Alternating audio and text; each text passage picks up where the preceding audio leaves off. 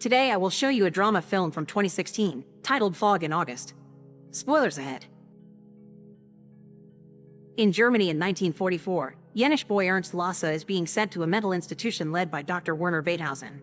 Together with his assistant Dr. Paul Hechtel, Werner checks Ernst's profile sent by the boy's previous residences and discovers Ernst is considered a thief and a troublemaker, but Ernst denies it and Werner decides to assign him to the manual labor group. He also checks Ernst's scars on his back and promises there's no physical punishment in this institution. Hearing this plus the fact he won't have to go to school makes Ernst hope. Sadly, that hope is shattered when he's given a tour of the place and he notices it's filled with people with special needs. Ernst tries to explain he doesn't belong here, but he's ignored, so then he's taken to get a full medical checkup and his head shaved. Afterward, Ernst is sent outside to begin working on manual labor. A teenage boy called Christoph bullies him, but Ernst manages to befriend the boys his age, including Hermann. When night falls, they sleep in a communal bedroom, and Ernst notices how the doctors must tie Oye to the bed because of his mental state. After the doctors are gone, Hermann takes Ernst with him to show him a way to reach a dormer on the roof that allows them to climb out and enjoy the lights caused by the British dropping bombs in the distance. Meanwhile, Werner gives Paul the names of 3 boys he must get ready for transfer. Paul protests when he sees Christoph is among them, explaining he is doing better nowadays and this would mean fewer hands for labor. However, Werner can't do anything about it, since these are the orders they get from the Hadamar Euthanasia Center. In fact, in Berlin people get paid for putting people on the list, even if it's just 30 cents per name. The following morning, while doing his chores, Ernst meets sick child Tony and plays with him for a while. Their fun is interrupted by the arrival of Max Witt, the forensic assistant, who tells Ernst he'll be helping him from now on. He also informs Hermann that his parents have come to take him home, so Ernst watches the reunion through the window while trying to convince himself that his own father will come for him too. On the way to the lab, Ernst notices Tony having an epileptic attack on the floor. Witt rushes to help one of the nurse's sister Sophia to hold the boy down, so Ernst takes the chance to look around the infirmary and finds a girl called Amelie on her bed, humming as a way to ask for food. Ernst grabs the plate and begins feeding her, which surprises Sophia because Amelie usually doesn't let anyone feed her except for the nun, so Ernst agrees to come every day to help with that too. A few hours later, Witt is done with his dissection, so Ernst's job as his new helper is to wash the table and the tools. The sight of so much blood makes Ernst's stomach turn.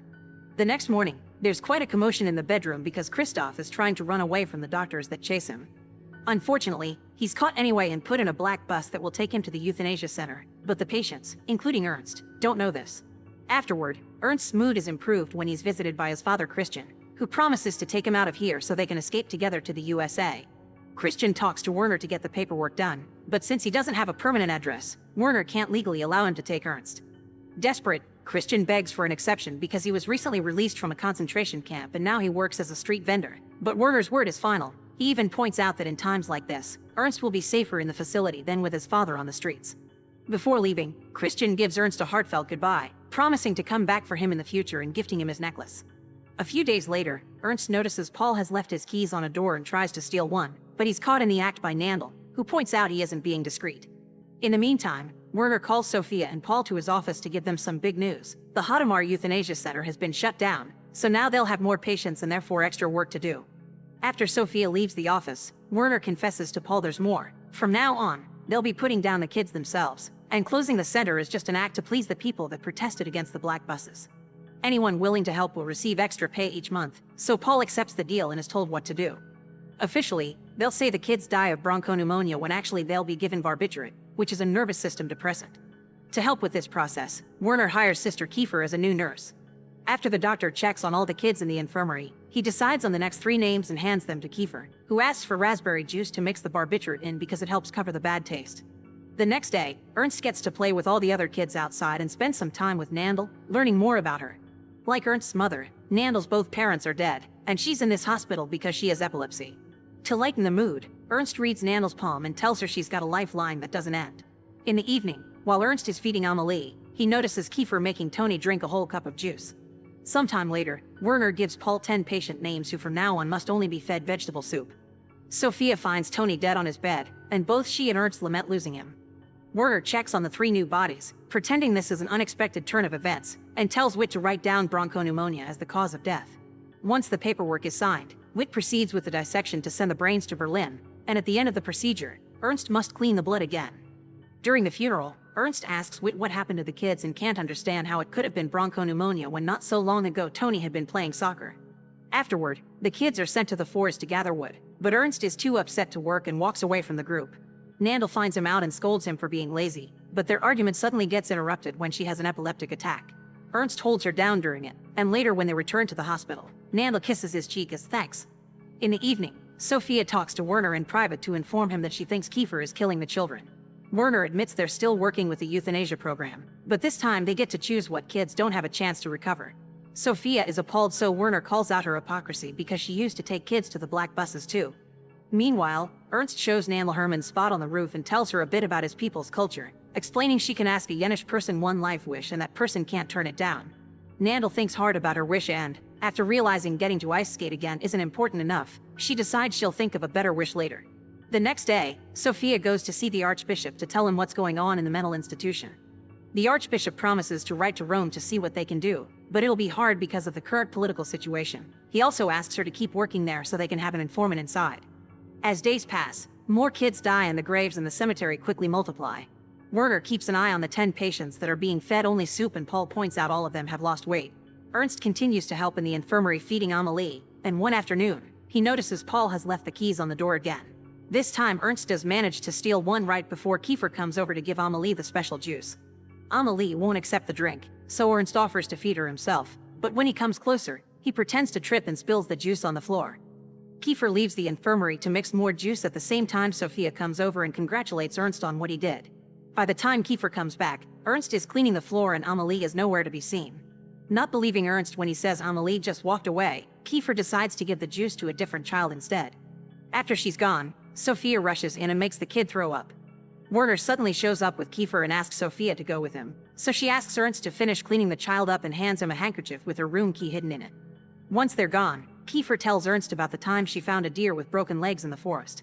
She wanted to take care of it, but her father put it down, explaining that keeping it would only prolong its suffering. After she leaves, Ernst rushes to Sophia's room and finds Amelie on her bed, so he picks her up and hides. Sophia arrives with Werner and Kiefer then, who proceed to investigate the room. They check under the bed and inside the wardrobe, but Amelie is nowhere to be found. Kiefer leaves with an apology, and Werner is also gone, but only after telling Sophia that if she doesn't like things are done here, she should quit. Then, Sophia opens the window to let Ernst and Amelie back inside, and a scared Ernst hugs her. Paul is sent to search for Amelie, first in the hospital and then around town, while Werner leaves for a special meeting with some military higher-ups. During dinner, he serves everyone the soup he's developed in the hospital. It tastes fine, but it's boiled to the point it's lost all its nutrients. With this soup, they can slowly kill patients through hunger without getting as much suspicion, and this earns Werner his superior's approval. They even go as far as planning to send this idea to all the hospitals in the country. Meanwhile, Ernst learns from the other kids that it's Nandl's birthday, so when night falls, he uses the key he stole to sneak out with her through the basement. The kids make it to a nearby lake where Ernst takes Nandl on a boat ride under the moonlight, promising one day he'll take her ice skating on Lake Michigan. They only leave when the British begin dropping bombs not very far from there again. The next day, Werner gives Paul a new order. Any person that can't work will only be fed soup. Kiefer still uses the juice too though, and this causes one of Nandl's friends to die. Everyone sees the body being taken out of the communal girl's bedroom and Oya has a breakdown. First, he clings to the girl's body while crying his heart out. Then he jumps on Paul when the doctor comes closer. Oya calls him a killer while pushing him against a locker with furious strength, so it takes a few doctors to hold him down and inject him with a sedative. Later, Paul informs Werner that Oya keeps spitting out the juice, so he offers to inject the barbiturate directly, which Werner approves. Ernst and Nandl discuss what happened, feeling frustrated for not being able to help their friends. Ernst decides they need to escape before they're next, and he can just send his father a message later. First they're going to need provisions, so during lunch, they sneak food under the table and hide it in a bag Nandl has stolen. To hide what they're doing, Ernst makes a scene by complaining about the fish they've been served, even going as far as hitting the plate to send the fish to the ceiling. Soon everyone around him is copying him, but their laughter is interrupted by the sound of an alarm. The British bombings are finally happening close enough to the hospital. Everyone runs to the bunker except Ernst and Nandl, who hide under the table and wait for everyone to leave so they can escape. The pair makes it to the basement and is shocked to find Sophia there, still protecting Amelie. Sophia urges them to take the chance to run, but as soon as Ernst and Nandl make it to the window, a bomb falls too close and fills the room with dust. Suddenly, debris begins falling all over the basement. Nandl gets a few injuries, but unfortunately, Sophia and Amelie die. The next day during the funeral, Werner gives a speech, pointing out how important Sophia had been for his vision. After the ceremony, Werner tries to tell Ernst it was his fault, but Ernst doesn't take it and begins insulting Werner, calling him a liar and a murderer. Werner ignores him and leaves him behind, crying. In the evening, Ernst visits Nandl, who gives him the bag with the provisions and asks him to leave without her. Since Ernst refuses to leave her behind, Nandl decides to use her life wish for this. Ernst knows he can't turn down a life wish, so he promises he will escape after gifting Nandl his father's necklace. To be able to leave though, Ernst needs everyone to go to bed so he can sneak around. This leaves him sitting outside the infirmary waiting for the moment the corridors get empty. In the meantime, Werner makes a new list of names that will die and includes Ernst in it, which makes Paul protest because Ernst is healthy and a good worker. However, Werner is done with him, pointing out that such a dirty gypsy has already been given enough opportunities and he didn't take them. Paul finds Ernst outside the infirmary and takes him to a bed, but he can't bring himself to kill a healthy child, so Werner sends Kiefer for help. When morning comes, Nandl sees a raven on her window and guesses what happened before Whit brings her the news. Making an extra effort to leave the bed because she's still hurt, Nandl goes to the mess hall and tells everyone Ernst has finally made it to the USA. This makes everyone extremely happy, and to celebrate this newfound hope, they hit their plates to send their food to the ceiling.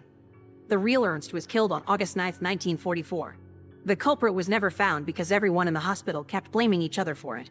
The euthanasia program continued for 54 more days after Germany lost the war, and the director in charge got a sentence of 3 years in prison. However, he used his health as an excuse not to be able to stay in jail and was freed quickly. The assistant doctor got 1 year, and the nurse got 4 years, after which she worked again as a pediatric nurse. Over 200,000 people died in this euthanasia program, but Nandl is a fictional character, created to symbolize all survivors. Make sure to subscribe and turn on notifications so you can watch more videos like this. Thanks for watching.